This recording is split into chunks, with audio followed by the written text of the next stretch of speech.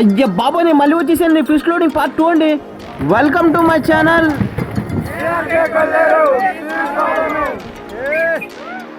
ఇంకా గుంటూరు సరికి అయితే మేము పైకి వేయడం మొదలెట్టేసామండి. ఇంకా ఈ చేపలు లోడింగ్ అయితే స్టార్ట్ అయిపోతా ఉంది. ఇకపోతే కుర్రోలు వచ్చి మంచి యాక్టివ్గా చిక్కాలనేది పైకి లాగుతున్నారన్నమాట.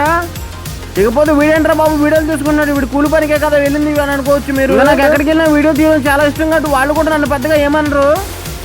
ఇంకా ఈ ట్రైల్ అయితే అలా నిలబెట్టి గుంటూరులో సరుకు అనేది అలా వేస్తుంటాం. సరుకు అంటే మేము వీటిని చేపలు అంటాం అన్నమాట. సరుకు అంటే ఒక్కసారి లోడింగ్ స్టార్ట్ చేసామంటే ఇది ట్రైల్ ఫుల్గా నిండేంత వరకు కూడా మేము ఆపమండి.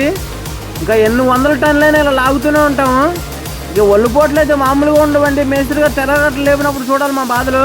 మంచాన్ని కాలు చేతులు అతుకుని అయితే బయటకు రావు. లోడింగ్ అనేది ఇంకా ఫుల్గా ఈ సరుకు అనేది ఫుల్గా వేసేసిన తర్వాత ఇంకా కాటా అనేది స్టార్ట్ చేస్తారు కాటా కొట్టిన వాళ్ళు. ఇంకా ఈ గుంటిలో అయితే 2-3 రకాల శాల్తీలు అయితే ఉన్నమాట.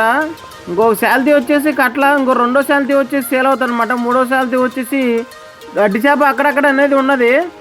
వచ్చిన మనుషుల్లో ఇంకొంతమంది అయితే కాటా అనేది కొనసాగిస్తూ ఉంటారు, ఇంకొంతమంది సరుకు పైకి వేస్తూ ఉంటారు.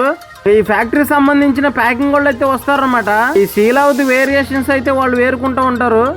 ప్లేన్ అని, గైర్ అని, ఎగ్ అని అలాంటివి వేరియేషన్స్ వాళ్ళు వేరుకుంటూ ఉంటారు. సరికేసిన తర్వాత మేమైతే సరికేసి వాళ్ళు ఖాళీగా ఇలా పక్కన కూర్చుంటూ ఉంటాము. ఒక పక్క నుంచి అయితే లేడీస్ అయితే పక్కన ఉన్న చేసిన చేపలను అయితే లోడింగ్ అనేది చేసుకుంటూ ఉంటారు.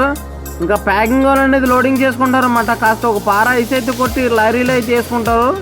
చేపలు ఆరిపోకుండా మనుషులు ఎండకపోకుండా అయితే పైన టెంట్ అనేది ఏర్పాటు చేశారు. ఇంకా ఈ పనికి టైమింగ్ అనేది ఉండదండి. ఓనర్ గారు పెట్టిన బళ్ళు అయితే మనం కంప్లీట్ చేసుకోవాలి. ఈ పని మేస్త్రి గారు ఇంచుమించుగా తెల్లవారుజామున 2:30కి ఆ ప్రాంతంలో అయితే మేస్త్రి గారు లేపుతారు మమ్మల్ని. కాస్త ఇబ్బందిగానే ఉంటుంది అనుకోండి, తప్పదు. ఇంకా మా ఈ కొల్లేరు గ్రామంలో చాలా మంది ఈ పనికే వెళ్తూ ఉంటారు.